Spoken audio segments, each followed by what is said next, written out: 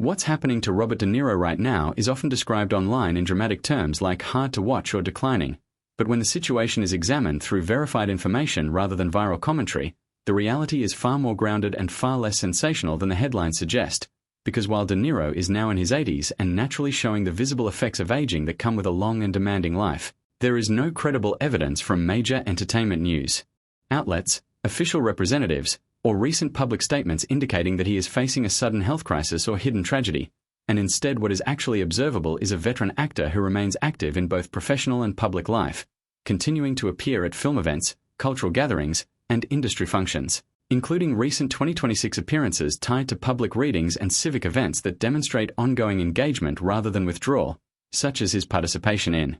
discussions and stage-related presentations in New York that reflect his continued presence in the cultural space rather than absence from it. And although some online posts have pointed to moments where he was seen wearing an arm sling after a minor medical procedure, this was widely reported as a routine and temporary issue with recovery expected, not a sign of any serious or long-term condition. Yet in the modern media environment, even minor health updates involving older celebrities can quickly become exaggerated into narratives of decline, especially when the individual in question has a decades-long reputation as one of the most physically intense and emotionally powerful performers in cinema history, known for iconic roles in films such as Taxi Driver and Raging Bull, where his performances created an image of strength, endurance, and psychological intensity that has stayed with audiences for generations, making it emotionally difficult for many fans to reconcile that image with the natural aging process of the person behind it. And that emotional contrast is one of the main reasons why stories framed as hard to watch tend to spread so easily, because they reflect not just the current reality of the actor,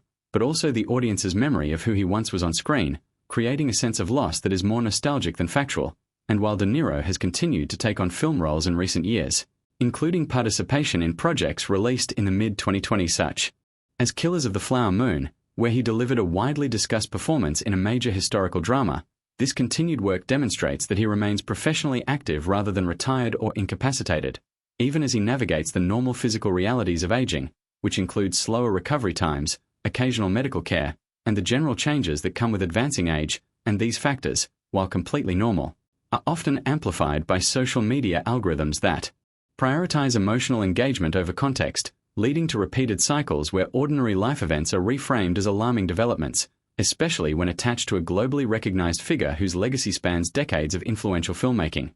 At the same time, De Niro himself has spoken in recent years about continuing to work as long as he feels capable, balancing career commitments with personal life, including time with family and involvement in civic and artistic initiatives, which further supports the understanding that he is not experiencing a hidden collapse but rather moving through a later stage of a long, highly active life. And although audiences may interpret recent photos or brief appearances through the lens of concern, what they are often reacting to is the universal and unavoidable reality of aging itself, particularly when it is visible in someone whose earlier career was defined by physical intensity and youthful power. And this contrast can create an emotional response that feels like something is wrong even when nothing unusual is occurring. And in this